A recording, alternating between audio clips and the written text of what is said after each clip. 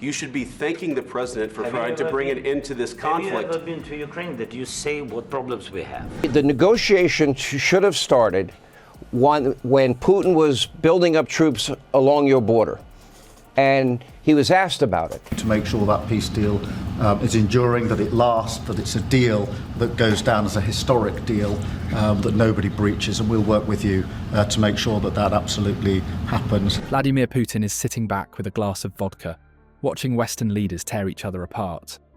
That explosive White House meeting between Trump and Zelensky has handed Russia exactly what it wanted: division among its enemies. I've spent years warning about Putin's strategy, and this public row plays perfectly into his hands. While Trump and Zelensky argue over gratitude and aid packages, Moscow calculates its next move. The question is, will our leaders realise the damage before it's too late? Before we move on, I'd like to ask you a small favour. If you appreciate this content, please take a second to like this video and subscribe to the channel. Over 98% of you watch the videos without subscribing. It costs you nothing, but it makes a huge difference to us. So, did you click the subscribe button? Great, thank you so much. Now, back to the video. While the dust settles on that extraordinary confrontation at the White House, there's one man likely pouring himself a generous measure of vodka and smirking at the chaos. Vladimir Putin couldn't have scripted a better scenario if he'd written it himself. What we've just witnessed isn't merely an embarrassing diplomatic spat, it's a strategic gift to Moscow wrapped in American and Ukrainian flags. Nigel Farage, who's rarely one to criticise Donald Trump, broke ranks this time with a surprisingly frank assessment.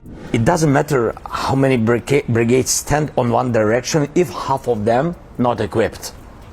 So you just lose a lot of people. You're in no position to dictate what we're going to feel. We're going to feel very good. You will feel influence. We're going to feel very good and very strong. You will feel influence. You're right now not in a very good position. Look, you have leadership, and I like him personally. He's fine. But I don't care about personally. I care about getting the job done. This public row between Trump and Zelensky is regrettable on every level, Farage stated, visibly concerned about the geopolitical fallout.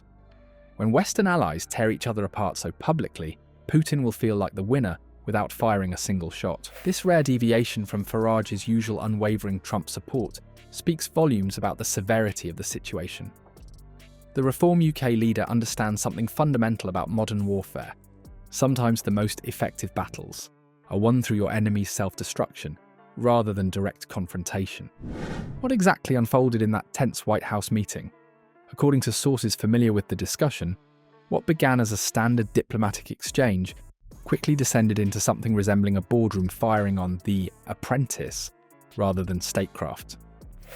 Trump, flanked by his VP pick JD Vance, reportedly lectured Zelensky about gratitude, suggesting Ukraine wasn't sufficiently appreciative of American financial and military support. The confrontation escalated rapidly, with voices raising to levels that staffers outside the room could clearly hear.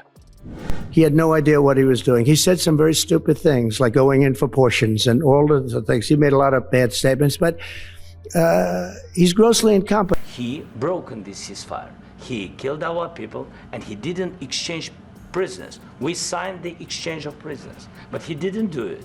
Artillery or drones, a lot of systems, armed vehicles, a lot of things, but anyway, the production in Europe now 3-4 times bigger. One White House aide, speaking on condition of anonymity, described it as the most uncomfortable diplomatic exchange I've witnessed in 20 years of service.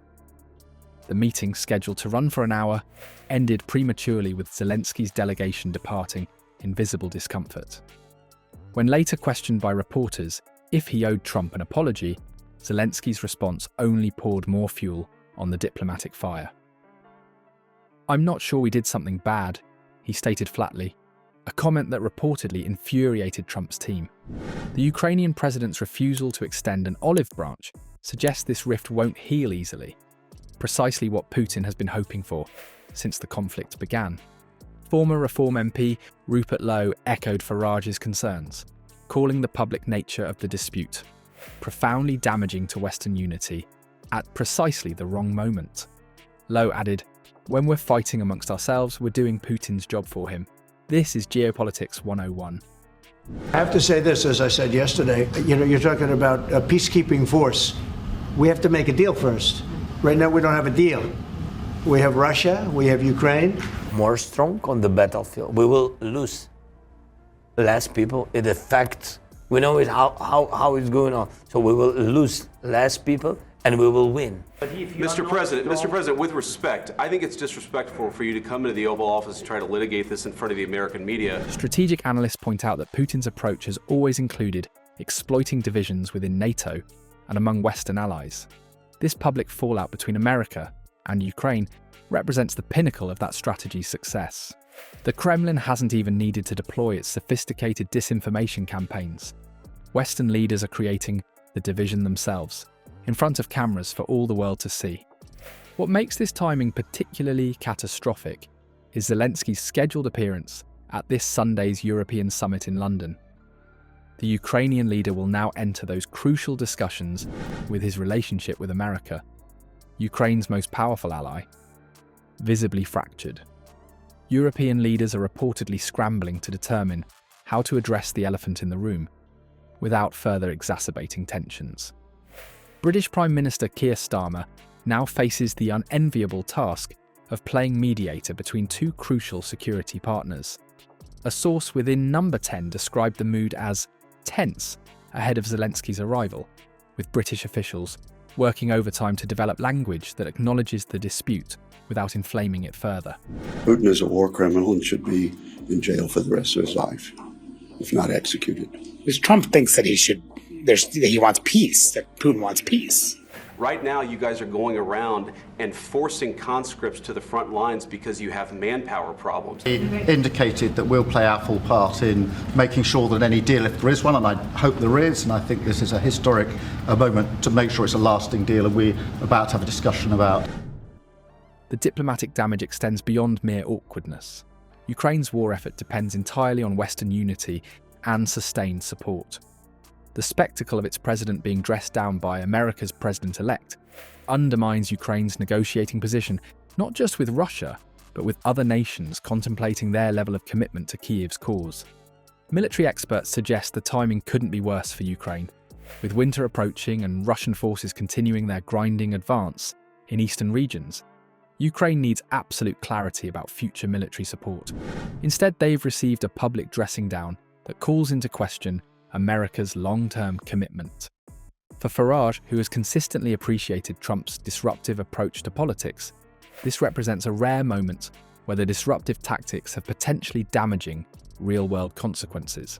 His warning about Putin celebrating this disunity reflects a pragmatic understanding that sometimes diplomatic niceties serve crucial strategic purposes. It seems Keir Starmer has thrust himself into the diplomatic quagmire, reportedly speaking with both Trump and Zelensky in a desperate attempt to salvage what's left of Western unity. What kind of diplomacy, JD, you are speaking about? What do you mean? I'm talking about the kind of diplomacy that's going to end the destruction of your country. Yeah. And a long time before that, this could have been settled very easily. Just a half-baked negotiator could have settled this years ago. So President Zelensky is coming to see me on Friday morning, and we're going to be signing really a very important agreement for both sides because it's really going to get us into that country.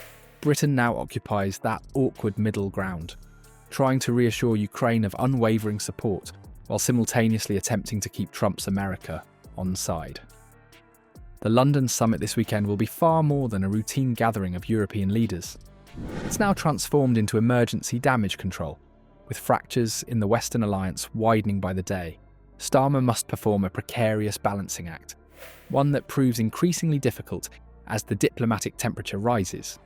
What Farage understands, perhaps better than our current leadership, is that Putin's most effective weapon isn't found in Russia's military arsenal.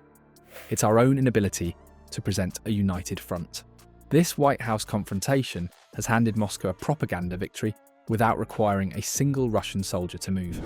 The question isn't whether Putin will exploit these divisions, but how quickly and how deeply he'll drive the wedge.